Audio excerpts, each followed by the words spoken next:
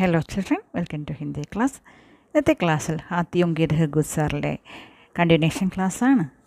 ഇവിടെ ലേഖക് 10 വർഷം മുമ്പ് വനവീതിയിലൂടെ യാത്ര ചെയ്യുന്ന സമയത്ത് അദ്ദേഹം കണ്ട കാഴ്ചകളെക്കുറിച്ചാണ് വർണ്ണിക്കുന്നത്. വനത്തിലൂടെ സഞ്ചരിക്കുന്ന സമയത്ത് ലേഖക് നദിയുടെ 2 വശങ്ങളിലുമായി ഒരു ബോർഡ് വച്ചിരിക്കുന്നതായി കണ്ടിട്ടുണ്ട്. ആ ബോർഡിൽ ഇപ്രകാരം എഴുതിയിട്ടുണ്ടായിരുന്നു: ആനകൾ കടന്നു പോകുന്ന സ്ഥലമാണ്, ആനകളെ കണ്ടു കഴിഞ്ഞാൽ അവിടെ നിൽക്കണമെന്നും ആനയെ റോഡ് ക്രോസ് ചെയ്യാൻ അനുവദിക്കണമെന്നും. എന്നാൽ ലേഖക് ഇതിനു മുമ്പ് അവിടെ ആനകളെ കണ്ടിട്ടേ ഇല്ലായിരുന്നു. ഇസ് ബാർ വഹാം പഹുഞ്ചത്തെ ഹി ഹമേ നദി കി ദോനോ തരഫ് ഗാഡിയാം ഖടി ദിഖി, ഹം ഫി ഖടേ ഹോഗേ. എന്നാൽ ഇപ്രാവശ്യം നമ്മൾ വനത്തിലൂടെ യാത്ര ചെയ്തപ്പോൾ നദിയുടെ 2 ഭാഗത്തും വണ്ടികൾ നിൽക്കുന്നതായി കണ്ടു. നമ്മളും നമ്മുടെ വണ്ടി അവിടെ നിർത്തി. അന്തേര ഹോനെ ലഗാത്ത ഇസ്ലേ കുച്ച് ലോഗോനെ അപ്നെ ഗാഡിയോം കി ഹെഡ്ലൈറ്റ് ജലാലി ഥി. അപ്പോൾ അവിടെ ഇരുട്ടായി തുടങ്ങിയിരുന്നു. അവിടെ നിന്ന ആളുകൾ അവരുടെ വണ്ടികളുടെ ഹെഡ്ലൈറ്റ് ഓണാക്കി. मेरी नज़र सामने एक बड़े हाथी पर पड़ी. मैंने इतना बड़ा हाथी पहले कभी नहीं देखा था. उसके 60-70 मीटर पीछे लगभग 20 छोटे बड़े हाथियों का एक झुंड गोल बांध कर खड़ा था. അപ്പോഴാണ് ഞാൻ അവിടെ നിൽക്കുന്നൊരു വലിയ ആനയെ കണ്ടത്. ഇത്രയും വലിയ ആന ഞാൻ ഇതിനു മുമ്പ് കണ്ടിട്ടേ ഇല്ലായിരുന്നു. ആ ആനയുടെ പുറകിലായി 60-70 മീറ്റർ ദൂരെയായിട്ട് ചെറുതും വലുതുമായ 20ഓളം ആനകളുടെ ഒരു കൂട്ടം അവിടെ നിൽപ്പുണ്ടായിരുന്നു. हाथियों ने वह झुंड अपने बच्चों को बीच में रखने के लिए बनाया था.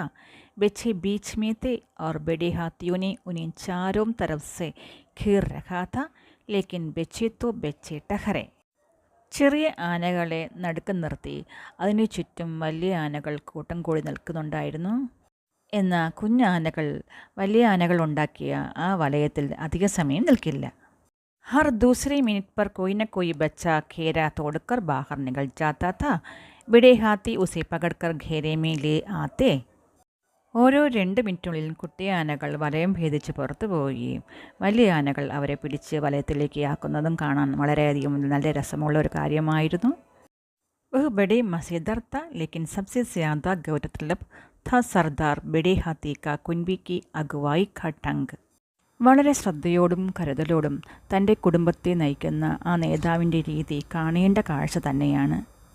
हाथियों का झुंड जहाँ का तहाँ खड़ा रहा और सरदार सधे कदमों से तीनों तरफ देखता हुआ धीरे धीरे सड़क तक आया. सड़क पर पहुंचकर उसने चौथी तरफ यानी पीछे मुड़कर भी देखा.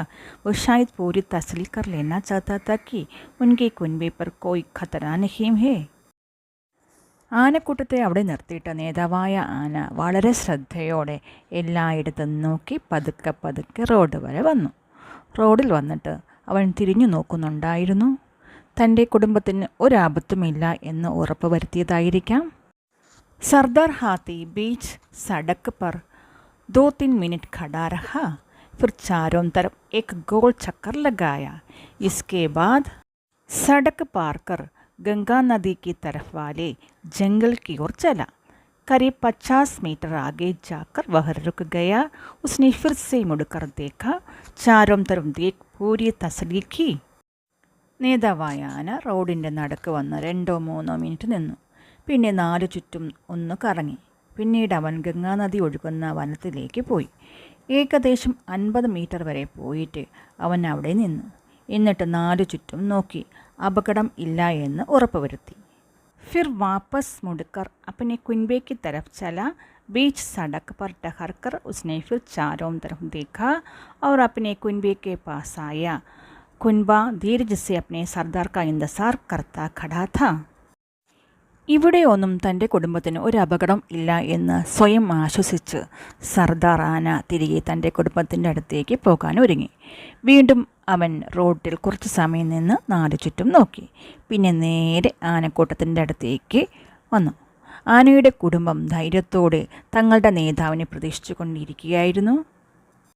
सरदार ने उनसे क्या कहा यह तो हम नहीं जानते, लेकिन हमने देखा कि सरदार हाथी आगे आगे और उसका कुनबा पीछे पीछे गंगा की तरफ बैठा. सड़क पर सरदार हाथी एक बार फिर खड़ा हुआ. चारों तरफ देखा और गंगा की तरफ कदम बैठा दिए। पीछे पीछे उसका पूरा कुनबा पानी पीने के लिए जंगल में चला गया. നേതാവായ ആന ആനക്കൂട്ടത്തിൻ്റെ അടുത്ത് വന്ന് എന്താണ് പറഞ്ഞതെന്ന് ഞങ്ങൾക്കറിയില്ല. കുറച്ചു കഴിഞ്ഞ് നേതാവായ ആന മുൻപിലും അതിൻ്റെ പുറകിൽ അവൻ്റെ കുടുംബവും ഗംഗാനദിയിലേക്ക് പോകുന്ന കാഴ്ചയാണ് ഞങ്ങൾ കണ്ടത്. റോഡിലെത്തിയപ്പോൾ സർദാർ ഹാത്തി അവിടെ നിന്ന് 4 ചുറ്റും നോക്കി. പിന്നെ മുന്നോട്ട് നടന്ന് അതിൻ്റെ പുറകിലായി അവൻ്റെ കുടുംബവും വെള്ളം കുടിക്കുന്നതിന് വേണ്ടി വനത്തിലേക്ക് പോയി. मैंने इससे पहले इतनी समझीदगी और धीरज के साथ अपना फ़र्ज निभाते किसी को नहीं देखा था, किसी इंसान को भी नहीं. തൻ്റെ കുടുംബത്തെ വളരെ കരുതലോടും ശ്രദ്ധയോടും കൊണ്ടുപോകുന്ന സർദാർ ഹാത്തിയുടെ ഉത്തരവാദിത്തം കണ്ടപ്പോൾ ലേഖകന് തോന്നി, ഇതിനു മുമ്പ് ഞാൻ ഇത്രയും ഗൗരവത്തോടും ധൈര്യത്തോടും സ്വന്തം കർത്തവ്യം നിർവഹിക്കുന്ന ആരെയും കണ്ടിട്ടില്ല. മനുഷ്യരിലും ഈ ഉത്തരവാദിത്ത ബോധം ഞാൻ കണ്ടിട്ടേയില്ല. ലേഖക് യാദവേന്ദ്ര എഴുതിയ ഹാത്തിയോं की रहगुजर എന്ന ചാപ്റ്റർ ഇഷ്ടപ്പെട്ടോ കുട്ടികളെ? ഈ ക്ലാസ് ഷെയർ ചെയ്യാനും സബ്സ്ക്രൈബ് ചെയ്യാനും മറക്കരുത്.